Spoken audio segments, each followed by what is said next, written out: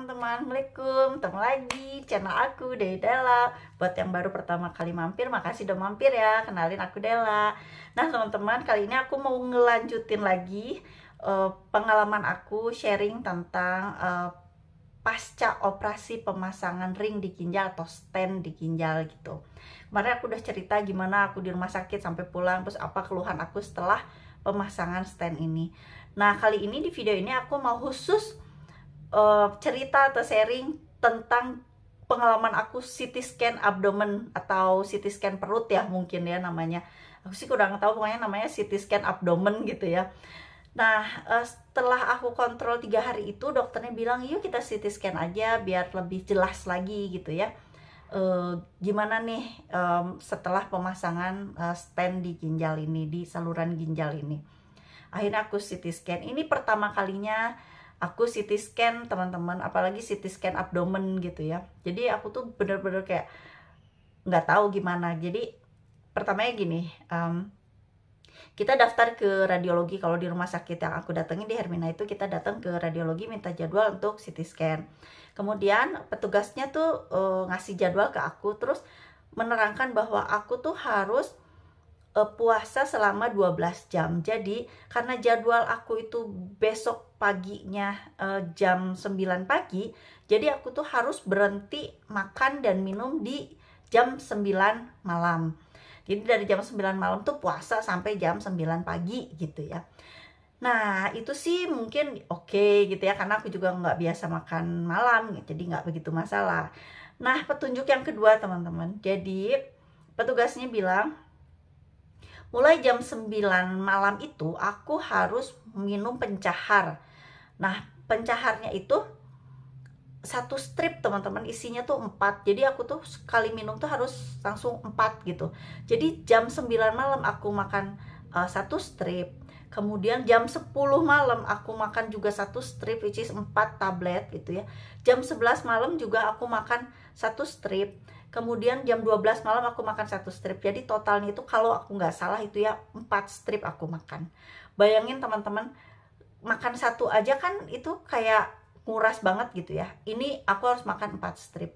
Itu bener-bener perut aku tuh dikuras banget. Udah gitu jam 4:30 aku harus, mohon maaf, masukin pencahar dari dubur gitu ya. Maaf ya, ini memang aku udah pilih bahasa yang paling sopan, tapi takutnya malah nggak ngerti gitu ya. Pencahar yang dimasukkan ke belakang gitu ya. Alhasil perut aku yang udah nggak ada isinya itu, yang sudah terkuras itu makin terkuras teman-teman. Dan aku datang ke rumah sakit itu sekitar jam 8 gitu ya, jam 8:30 lah, karena aku mepet-mepetin gitu ya. Jam 8:30 aku harus nunggu lagi kan setengah jam sana. Itu tuh udah dalam keadaan lemes teman-teman.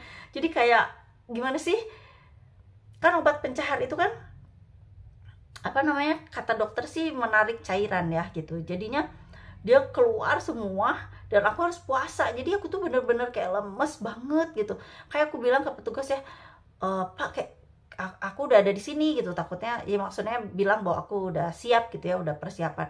Terus petugasnya bilang oh iya ibu udah siap ya, semua udah puasa, udah makan pencahar semua sesuai aturan udah gitu. Akhirnya jam 9 tuh aku udah yang Pak kira-kira ini masih lama nggak ya gitu, soalnya aku udah nggak kuat banget, udah diare terus gitu kan, udah lemes gitu. Oh iya bu sebentar lagi. Akhirnya masuklah ke ruangan, terus kita ganti baju dulu, biasa ganti baju yang jadi bagian atasnya aja gitu, ganti baju gitu yang kayak kalau di Hermina mah warna hijau gitu ya. Jadi kita nggak boleh ada kayak ya benda-benda kayak peniti atau apa gitulah pokoknya. Jadi semua dibuka terus diganti bajunya gitu. Kemudian kita masuk ke dalam ruangan gitu yang kayak lorong gitu teman-teman. Terus kita tidur, terus kita dimasukin gitu ya. Nah di dalam itu kita ada instruksinya sih kayak harus tahan napas ya, terus apalah gitu pokoknya. Aku sih udah nggak terlalu konsen, udah lemes banget gitu ya, tapi petugasnya bilang ya sebisanya aja bu gitu ya. Jadi tahan napas bu, terus boleh nafas seperti biasa gitu aja, nggak terlalu lama sih, alhamdulillah cepat gitu ya. Pas udah selesai aku sampai tanya gitu petugasnya, ini kalau misalnya diarenya ini berkelanjutan nggak sih gitu, aku harus makan obat diare atau gimana? Terus dia bilang enggak kok Bu, biasanya nanti juga setelah perutnya diisi itu udah langsung normal lagi. Oh gitu ya, amin lah, mudah-mudahan gitu ya.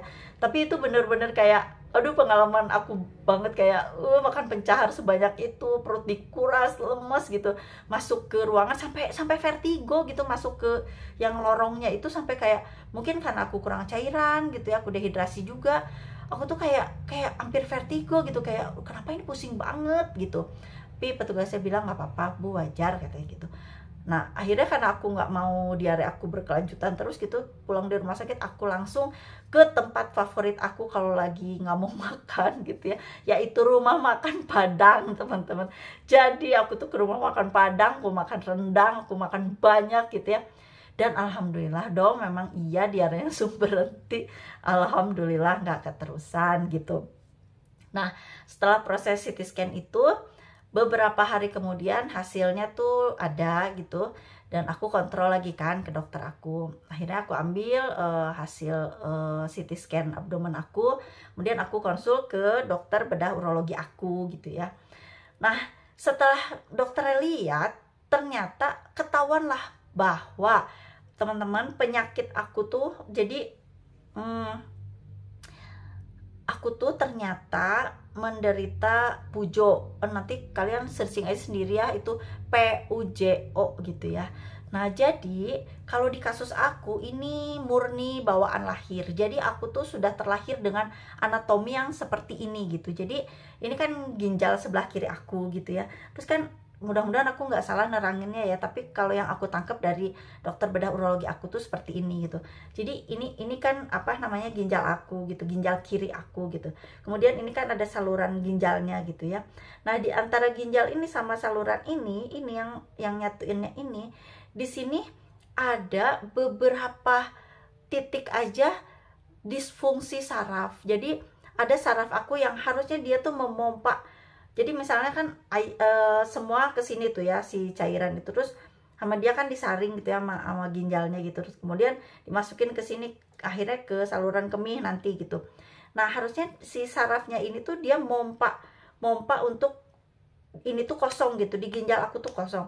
Nah aku tuh ada masalah di sini, di antara ini, jadi ada disfungsi saraf aku. Jadi saraf aku tuh nggak berfungsi lah di situ. Jadi dia tuh nggak bisa mompa untuk ngosongin ginjal. Alhasil ginjal aku tuh nggak bisa ngeluarin semuanya, nggak bisa ngeluarin si cairan semuanya. Jadi akan selalu tersisa di ginjal aku, makanya ginjal akunya bengkak gitu teman-teman. Penjelasan singkatnya sih seperti itu. Nah aku kan dipasang stent nih di sini gitu ya, berharap ini tuh agak membesar gitu si aduh aku gatel, di si saluran ininya tuh membesar gitu. Jadi kalau nanti stennya ini dibuka, salurannya tuh akan tetap membesar gitu. Jadi diharapkan akan lebih lancar lah gitu. Karena selain dia tidak berfungsi, ada yang tidak berfungsi juga kecil sekali katanya di sini. Jadi menyempit gitu teman-teman. Bukan karena lemak, bukan karena apa, bukan karena traumatik atau cedera, tapi memang bawaan lahirnya. Aku memang terlahir dengan anatomi seperti itu. Begitu teman-teman. Ada yang bingung? Aku juga awalnya bingung, tapi aku berusaha ngerti. Oh iya, oke gitu ya. Nah kenapa baru ketahuan di saat usia aku yang udah nggak muda lagi? Karena menurut dokternya, jadi badan aku tuh sudah beradaptasi dengan anatomi yang sudah terlahir bersama aku seperti itu gitu. Nah karena pertambahannya usia, kemudian mungkin kerjanya si ginjal juga berat gitu ya, akhirnya ginjal aku jadi bengkak karena ya cairan yang nggak keluar semuanya itu, makanya baru ketahuannya sekarang gitu. Tapi itu pun hampir tidak ada keluhan. Kalau aku nggak general check up, aku tuh nggak akan tahu bahwa ginjal aku bengkak kan. Kalau aku nggak ISK juga aku nggak tahu ginjal aku bengkak gitu.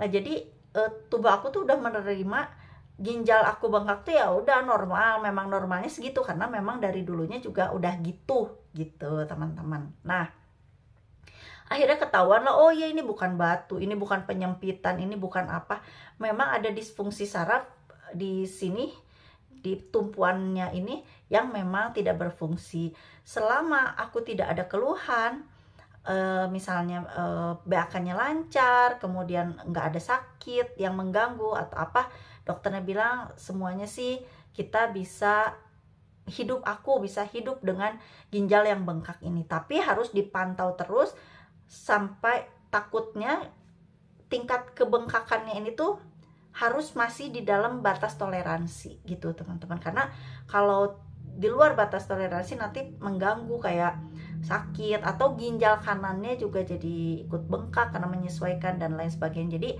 aku harus masih terus kontrol gitu ke bedah urologi ini. Tapi alhamdulillah akhirnya ketahuan kan apa penyebab ginjal bengkak aku, apa penyebab ISK aku gitu ya, kenapa aku bisa ISK berkali-kali, kenapa aku sakit pinggang gitu, kenapa ginjal aku bengkak, udah ketahuan. Jadi dokternya juga tahu harus bagaimana gitu teman-teman. Gitu dulu sharing aku kali ini. Nanti kita sambung lagi ya sama operasi pelepasan stent. Udah dipasang, udah dilepas ya teman-teman, karena si stent ini atau ring di ginjal ini memang nggak permanen gitu, maksimal di 3 bulan harus dicabut gitu. Nanti aku sharing ya pelepasannya kayak gimana. Makasih udah mampir. Assalamualaikum.